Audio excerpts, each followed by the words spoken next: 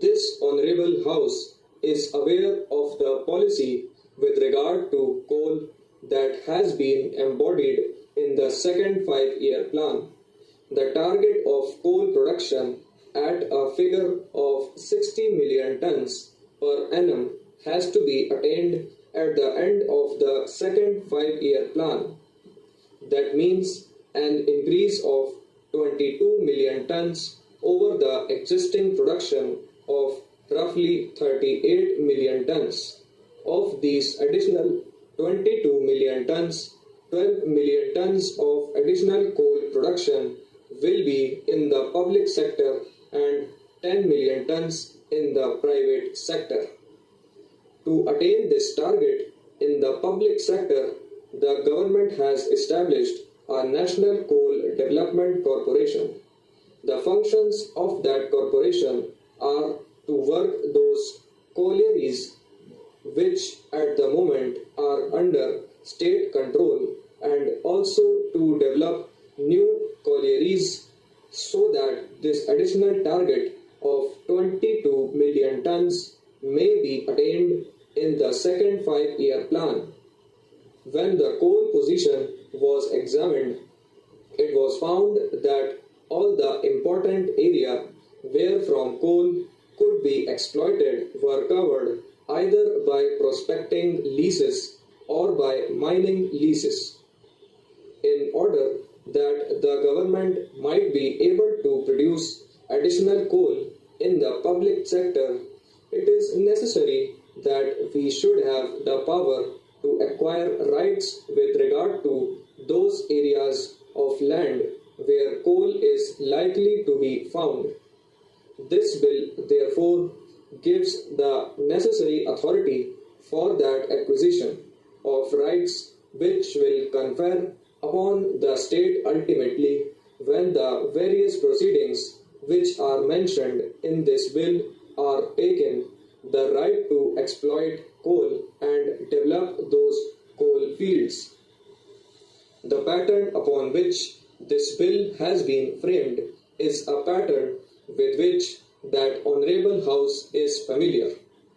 The broad pattern with regard to the procedure follows the pattern laid down in the Land Acquisition Act. There are two stages at which different notifications are issued. I draw the attention of the Honorable House in this connection to sections 4 and 7. Under section 4, it is giving notice of government's intention to prospect for coal. After the issue of that notification, authority is taken for entering upon and surveying any land in such a locality to dig or bore into the subsoil to do all other act necessary to prospect for coal in the land and to undertake all such other steps which can be described as exploratory in character. Sir, after this information is collected, preliminary work is done, and if the central government is satisfied that coal is obtainable, then within a period of 2 years from the date of issue of the notification under section 4, it will give notice of its intention to acquire the whole or any part of the land or of any rights in or over such land as the case may be. It would be necessary because otherwise government would have had on its hands areas which need not have enough quantities of coal or coal which could not be economically prospected. Then, after the issue of this notification, other things follow. The usual type of steps are visualized in order to enable the government to effectively get hold of that land and to undertake prospecting. The other clause about which I would like to make a mention at this stage is the clause relating to payment of compensation. There may be criticism, sir, with regard to the principles which have been enunciated for assessment of compensation. These principles are given in clause 13 of the bill. The criticism may be of two kinds.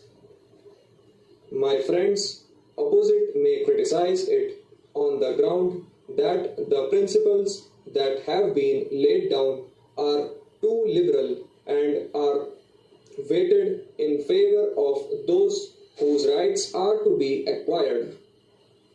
Then again, sir, there may be criticism from some other friends, maybe, sir, towards my right or to the left of my honorable friend opposite, who might be able to put up a case saying that we are making a departure from the normal principles with regard to which the country has become familiar, namely those under the Land Acquisition Act, with all the provisions regarding the payment of solatium of 15% or the like. Government, sir, in this particular case have adopted a pattern, some indication of which had already been given by Parliament. I would, in this connection, with your permission, Mr. Vice Chairman, like to refer to the principles which are laid down for payment of compensation under the Mining Leases, Modification of Terms, Rules 1956.